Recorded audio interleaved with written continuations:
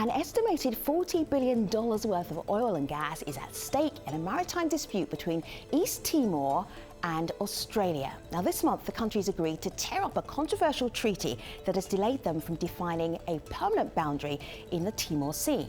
I'm Femi Oke. And I'm Malika Bilal. We'll look at the impact that fresh negotiations could have for the two nations. Let's draw a line halfway between the two coastlines. Sounds pretty simple, sounds pretty fair. It would mean that if an oil and gas field was closer to East Timor, then surprise, it would belong to East Timor. And if a field was closer to Australia, then it would be Australian. It's fair, it's common sense, and it's exactly what international law prescribes in these situations. Meet us halfway. That's what many in East Timor have long been calling on the Australian government to do. The disputed region lies in the Timor Sea, which is here, and East Timor follows the United Nations Convention on the Law of the Sea. Now, according to the convention, a median line is drawn equidistant between the two countries to establish a maritime boundary. This could put the more oil-rich territory, known as the Greater Sunrise Region, in the smaller nation's control. But just 2 months before East Timor gained independence, that was back in 2002, Australia withdrew from that UN convention, leaving it free from international arbitration. For East Timor, one of the world's poorest nations, a new boundary brings the prospect of not only increased oil profits and economic development, but residents also say it will complete their journey to sovereignty. Australian officials have maintained that the current bilateral treaties have been beneficial for both sides. And over the years, there have been protests and social media campaigns like this one to draw attention to the dispute.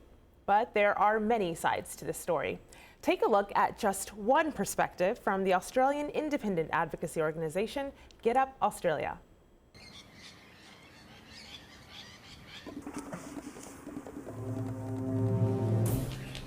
Everyone to the Situation Room.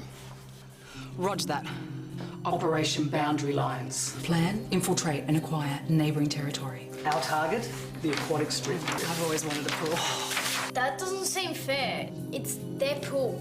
Go get your bathers on. They can't do that, can they? Sure can. We just changed the boundaries. No one noticed but you. Well, that's one take on both countries' complicated history. While Australia has been credited for supporting East Timor's push for self-determination from Indonesia, it's also been criticized for taking advantage of the newly independent nation. The two have been in a holding pattern since 2006, when they signed a treaty known as CMAT that would put off boundary negotiations for 50 years. And stalled talks have fueled discontent among many East Timorese who accuse Australia of shortchanging them of billions in oil and gas revenues. Well, to help us talk about all of this, Jose Ramos Horta is the former president of East Timor and a Nobel laureate. He's coming to us from Singapore. In Geneva, Switzerland, Tom Clark is a spokesman for the Timor Sea Justice Campaign. Juvenal Diaz is an activist and researcher on economic and natural resources at the development organisation Lau Hamatuk in Dili, East Timor. Mark Muskowski is the president of the Deep Gulf Inc. in the US state of Florida. And we also reached out to Australia's Foreign Minister, Julie Bishop, to be part of this conversation, but her office said that she was unable to join us. Welcome to everybody else. Let me take you back to 2006. Have a look at this. This is Dr. Jose Ramos Horta. This is the signing of a treaty. Let me take you into one more picture there. Literally signing the treaty there. Jose, that was in 2006. And now you want that treaty ripped up. You want to start again. What are the people in East Timor? What do they want? Well, the two sides, Timor-Leste and Australia, have now agreed after a few months of conversations mediated by the UN Compulsory Conciliation Commission, which the two sides have accepted, to terminate that treaty and to actually begin conversation, negotiations on a permanent maritime boundary. That would follow the international law, maritime law, establishing a median line when two coastal states overlap So Jose, in you've the told us EEZ. you told us what it's been deciding and what you've been working on, but what do the people of East Timor want?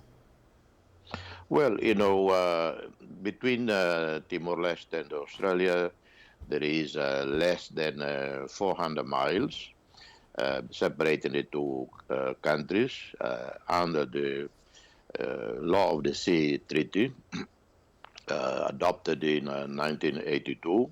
It establishes a median line whenever the EEZ of the two countries overlap. From the very beginning, even when we signed the Timor Sea Treaty, when we agreed with CIMAT, we never accepted Australia's claim to continental shelf, which would mean that Australia, the maritime boundary, would be established two-thirds into Timor-Leste territory. But current international law no longer validates the continental shelf principle. It establishes the median line. So all we want is a permanent maritime boundary, equidistance between the two countries. This means, as a consequence, that most of the oil and gas would fall on the Timor-Leste side. So Jose, as you're talking there, Juvenal is nodding his head pretty vigorously, and I want to share what some other people online are sharing. This was from March. Femi asked earlier, what do the people want? This was in Dili, the capital of East Timor. Protesters talking to Australia government using hashtag hands off Timor's oil and median line now. So as I mentioned, this was back in March. Juvenal, today, January, are people seeing this as a victory? Yeah, I mean the CIMAT treaty termination is a victory for us. Why we call it a victory? Because it's opening a way for us to negotiate a new permanent maritime boundary between Timor-Leste and Australia. Yeah, we're really happy that when the government of Timor-Leste and Australian trying to respect what is Timorese people has a request or demanding for a decade. Tom, I'm just looking at this petition here. Tell Julie Bishop, who was unable to join us today, it's time to give Timor a fair go. I was intrigued by what seems to be a split between Australian politicians and the Australian people. Can you explain that for us? Yeah, I think you hit the nail on the head there in that the Australian people and the East Timorese people have a very strong, close relationship and have had for decades throughout the brutal occupation of East Timor. The Australian public there was a very strong solidarity movement in Australia that campaigned for decades for the Australian government to change its policy. So there was this case where the government's policy was very much out of sync with the wishes of the Australian public. And I think that's the case again. Recent polls suggest that the vast majority of Australians are against the government's current policies towards East Timor. And as Mr. Horta talked there about the medium line solution, when it comes to other neighbours, the Australian government is happy to accept that. So, for example, in 2006, Australia and New Zealand settled some overlapping claims off some islands, Norfolk Island, I think it was. And in that situation, the two coastlines, like with East Timor and Australia, were less than 400 nautical miles apart. And in that case, the Australian government was willing to sit down with New Zealand and simply draw a line halfway down the middle. It's fair, it's simple, it's common sense, and it's also exactly what international law prescribes. Australia was willing to do it with New Zealand, but with East Timor, when billions of dollars are at stake, they seem less willing to listen or follow international law. And I think that's really disappointing, and it really upsets a lot of Australians who like to view our nation as one that believes in the fair go, that idea that we'll treat everyone fairly. Mark, what do you make of that? This is Mark. Can I say something? Yeah, Mark, please. Okay, I hear a lot about the median line between Australia and East Timor, but if you look at the chart, at the map, you will realize that there are three countries in this area. There's East Timor, of course, there's Australia, and there's also Indonesia. I think the fact to look at the median line between two of the countries instead of looking at the median line between the three countries is a little baffling.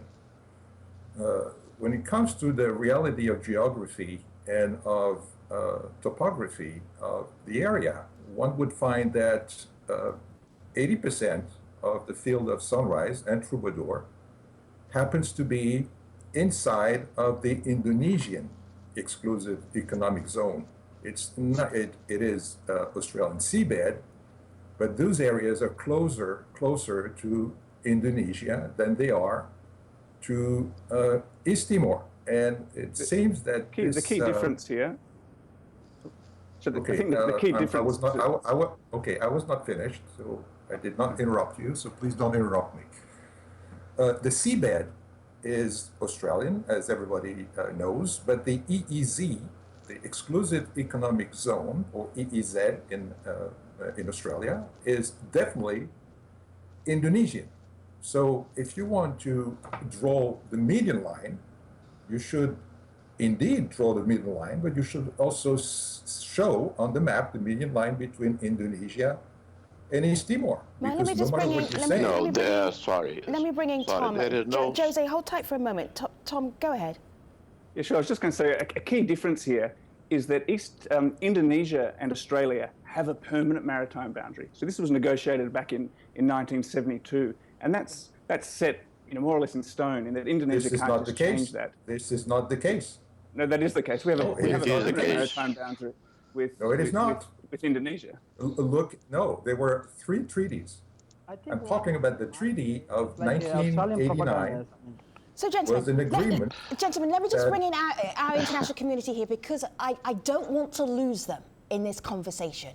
And it's a very straightforward conversation, and then there are complications in it. So let's stick to the straightforward part, first of all. Malika, where do you want to take us next? So there's this tweet from Taha, who says the main problem is that East Timor needs to preserve its economic relationship with Australia more than vice versa. And so indicating that this is a sticky situation and both sides need to act pretty carefully. Jose, what would you make of that? Well, first let me clarify for the gentleman from Florida. In 1972, Australia and Indonesia agree on their permanent maritime boundary based on Australia's claims to a continental shelf. That was agreed. They left a gap, which is called the Timor Gap, which was what correspond to East Timor.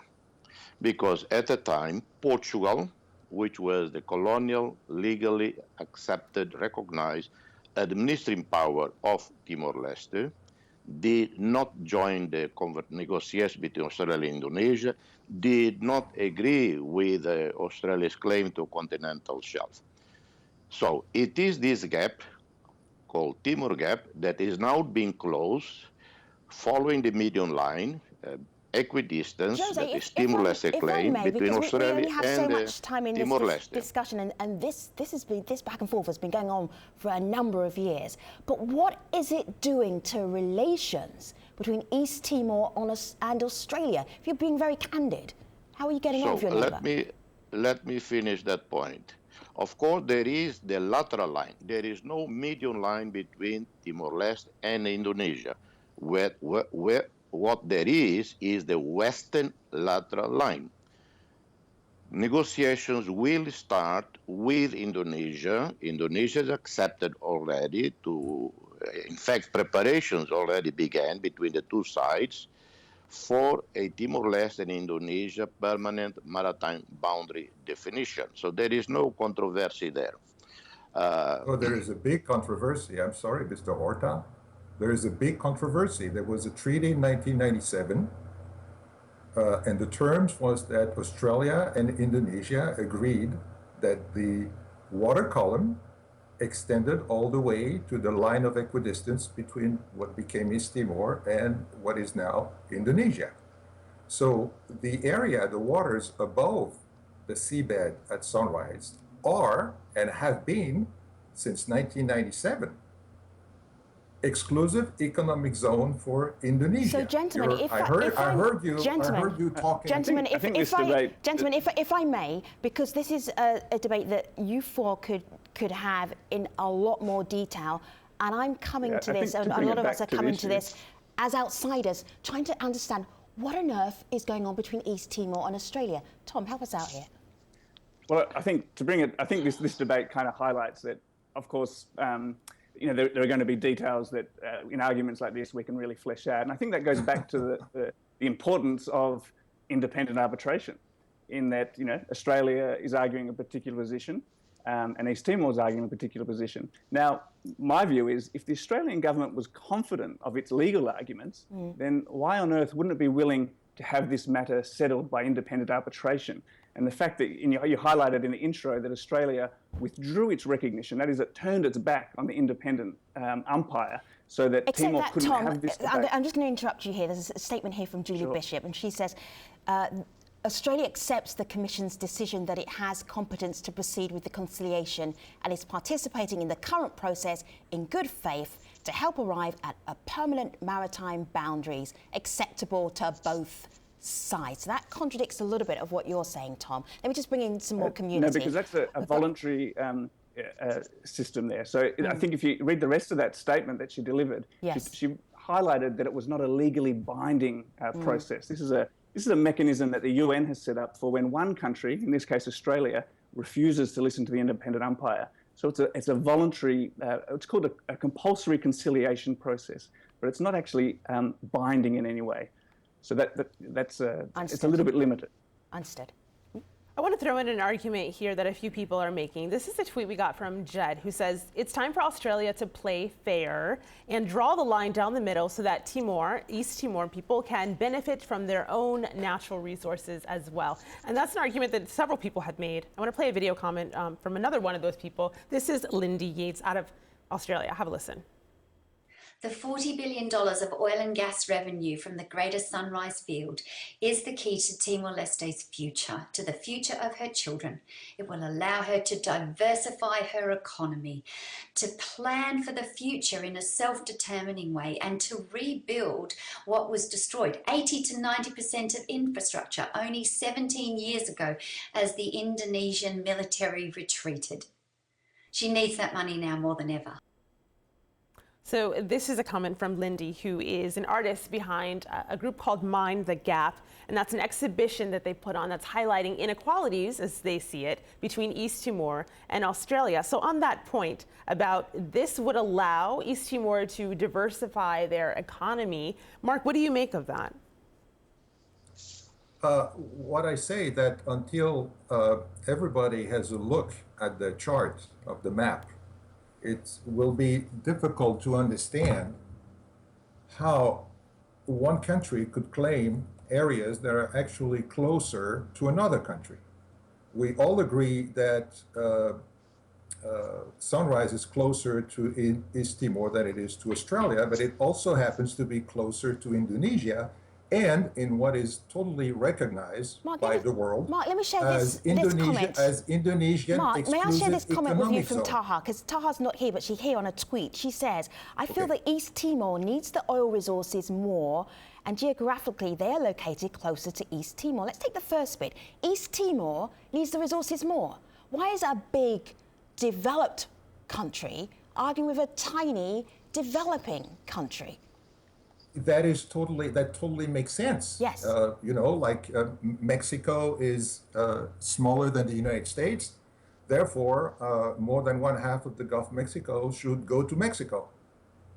I don't think it's the case. I think when determining maritime boundaries, the point is to consider only geometry and equidistance. In the name of median line or equidistance, East Timor is claiming areas that are closer to a third country. All right, I hear you, Mark. You've made that point beautifully clear. Tom, go ahead. Yeah, go on. And those are existing treaties. Understood. Between Tom, Indonesia and and Australia. Mark, you made that point very clear. I think we all accept that East Timor, of course, is going to have to sit down with Indonesia and negotiate its boundaries as well.